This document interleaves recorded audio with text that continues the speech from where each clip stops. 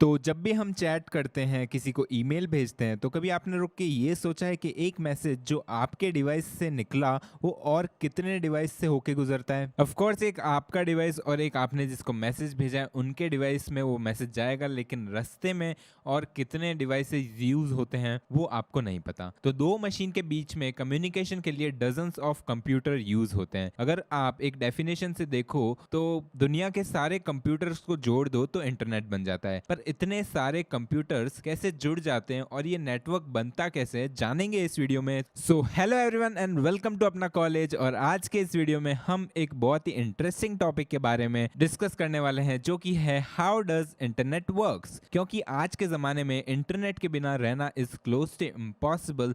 सोच कर देखो यार, एक दिन बिना इंटरनेट के कैसा होगा, जब आप बिना यूट्यूब और इंस्टा के या ये जो इतनी सारी सर्विसेज है हमारी, वो सब बंद हो जाएगी। और अभी तो यार पेंडेमिक चल रहा है, तो ऐसे में यार हमारी जितनी भी क्लासेस है वो भी ऑनलाइन है, तो हमारी इंटरनेट पे डिपेंडेंसी बहुत ही ज्यादा बढ़ चुकी है। बट क्या आपको पता है कि इंटरनेट कैसे काम करता है? तो चलिए जानते हैं। तो इंटरनेट का मतलब है interconnected networks of computer around the world. आसान शब्दों में बोले तो बहुत सारे कंप्यूटर जो कि एक दूसरे से जुड़े हैं पूरी दुनिया भर में। और अब ये कंप्यूटर्स का नेटवर्क बनता कैसे है? तो दो कंप्यूटर्स को आपस में एक दूसरे से कम्युनिकेट करने के लिए हमें उन्हें लिंक करना होता है। अब इन कंप्यूटर्स को या हम वायर की मदद से जोड़ सकते हैं या फिर आप वायरलेसली जोड़ सकते हो, दो ही तरीके हो सकते हैं। लेकिन इतने सारे कंप्यूटर्स को अगर हम वायर्स की मदद से जोड़ेंगे तो वो चीज बहुत ही कॉम्प्लिकेटेड हो जाएगी। मान लो हमें 10 कंप्यूटर्स कनेक्ट करने हैं, तो हमें 45 केबल्स चाहिएगी, 9 केबल पर computer, which is a lot यार। तो इस कम्प्लेक्सिटी को दूर करने के लिए हम यूज करते हैं राउटर्स का। और राउटर इज लाइक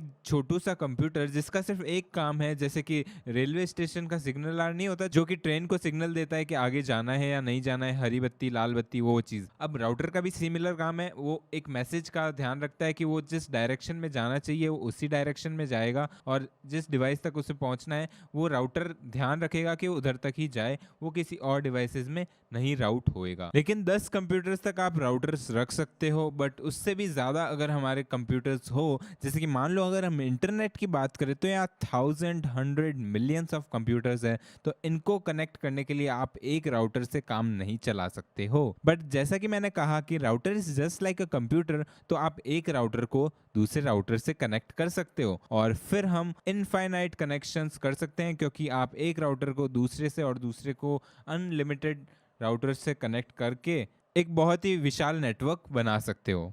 और ये नेटवर्क काफ़ी क्लोज है हमारे इंटरनेट से। बट यहाँ भी हम एक चीज़ मिस कर रहे हैं कि ये राउटर हमारा है, तो ये नेटवर्क भी सिर्फ हम तक ही सीमित रहेगा। अगर इस नेटवर्क को अगर हमको दूसरों तक पहुंचाना है, तो हमें एक बहुत अच्छा केबल्स का इंफ्रास्ट्रक्चर चाहिए, जैसे हमारे इलेक्ट्रिसिटी या टेलीफोन्स के लिए है। पर खास बात यह है कि हम ये जो टेलीफोन की लाइंस है उनको यूज करके इंटरनेट पहुंचा सकते हैं, और उसके लिए हमें एक मॉडेम का यूज करना होता है, जो कि एक टेलीफोन के एनालॉग सिग्नल को डिजिटल सिग्नल में कन्वर्ट करता है। पर क्या सिर्फ फोन लाइन को कंप्यूटर में लगाने से इंटरनेट चल जाता है? तो जवाब है नहीं। हमें इंटरनेट से जुड़ने के लिए आईएसपी की मदद लेनी होती है। आईएसपी का मतलब है इंटरनेट सर्विस प्रोवाइडर, और नाम से पता लग रहा है कि ये एक ऐसी कंपनी है जो हमें इंटरनेट की सर्विस प्रोवाइड करेगी। एग्जाम्पल के लिए आप ले सकते हो जैसे कि बीएसएनएल, जियो, एयरटेल, ये सारी एक आईएसपी है। यानी इनके पास एक ऐसा राउटर है जो दूसरे आईएसपीज के राउटर से कनेक्टेड है, और वो पूरी दुनिया में ऐसे अलग अलग आईएसपी के राउटर से कनेक्टेड है, जो कि एक बड़ा इंफ्रास्ट्रक्चर बन के इंटरनेट बन जाता है। लेकिन अब भी एक बहुत बड़ा सवाल आता है कि मान लो आप ये जो यूट्यूब चला रहे हो, तो इसका डेटा आ कहाँ से रहा है? तो ये वीडियो हमने यूट्यूब पर अपलोड करी थी, और जैसे ही हमने इसको YouTube पे अपलोड किया, तो ये किसी डेटा सेंटर में जाके स्टोर हो गई। अब ये डेटा सेंटर कहाँ है? तो बेसिकली यार YouTube के तो बहुत सारे डेटा सेंटर है, पर अभी हम एग्जांपल लेते हैं कि हमारा डेटा सेंटर है मान लो मुंबई के अंदर। तो मुंबई के अंदर किसी सर्वर में हमारा ये जो डेटा है वो जाके स्टोर हो चुका है, और ये सर्वर किसी डेटा सेंटर में पड़ा होगा, और वो जो डेटा सेंटर है वो कनेक्टेड होगा किसी न किसी आईएसपी के साथ में, ठीक है।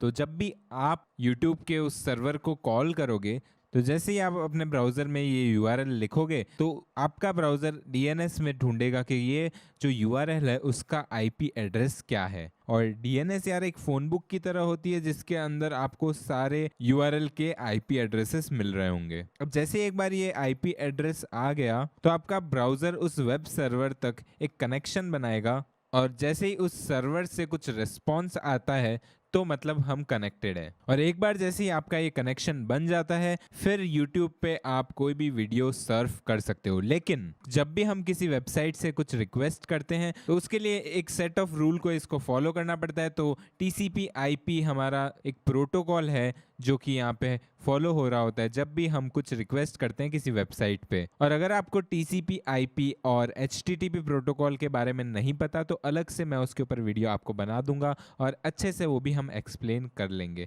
ठीक है ना।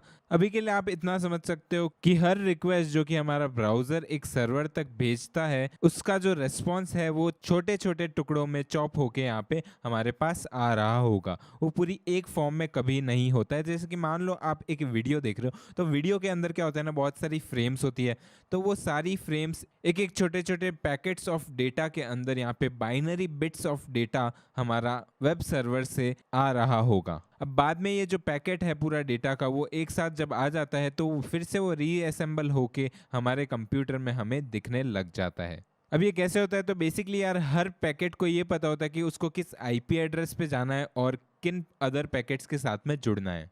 अब फिर से उस एग्जाम्पल को देखते हैं। तो जैसे ही आप किसी वीडियो को रिक्वेस्ट करोगे यूट्यूब पर तो सबसे पहले तो आपकी वो जो रिक्वेस्ट है वो चॉप होके कुछ पैकेट्स में बट जाएगी और वो पैकेट्स इन इंटरनेट की केबल्स के थ्रू होके उस वेब सर्वर तक पहुंच जाएंगे। अब वेब सर्वर वहाँ पे अपनी प्रोसेसिंग करेगा और उस वीडियो को ढूंढेगा, क्योंकि यार यूट्यूब बहुत बड़ा है और इनके डेटा सेंटर में वो वाली फाइल कहाँ है ये ढूंढना भी एक टास्क है। लेकिन ये सारी चीज़ें मिली सेकेंड्स में हो जाती है और जैसे ही आपकी वो फाइल मिल जाएगी वो फिर से वेब सर्वर से एक रेस्पॉन्स के रूप में आप तक पहुँचेगी और इसके लिए भी फिर से वो जो रेस्पॉन्स है वो कुछ पैकेट्स में बट जाएगा और फिर अलग अलग तरीकों से वो पैकेट्स आप तक आएंगे। तो सबसे पहले HTML, फिर CSS, जावास्क्रिप्ट और उसके बाद में आपकी वीडियो है तो वो वीडियो लोड होना शुरू हो जाएगी और आपकी स्क्रीन पे आपको दिखेगी। तो कुछ इस तरह से इंटरनेट पे चीजें काम करती है। तो मैंने आपको इस वीडियो में समझा दिया कि कैसे इंटरनेट काम करता है। अब अगर आपको ऐसा कंटेंट पसंद आ रहा है तो फटाफट से लाइक कर दीजिए और शेयर कीजिए अपने दोस्तों के साथ में ताकि वो भी इस शानदार सी नॉलेज का फायदा उठाए। तो बस यार इस वीडियो को यहीं पे एंड करते हैं, मिलेंगे नेक्स्ट वीडियो में। तब तक के लिए see ya, have a great day and I will catch you up in the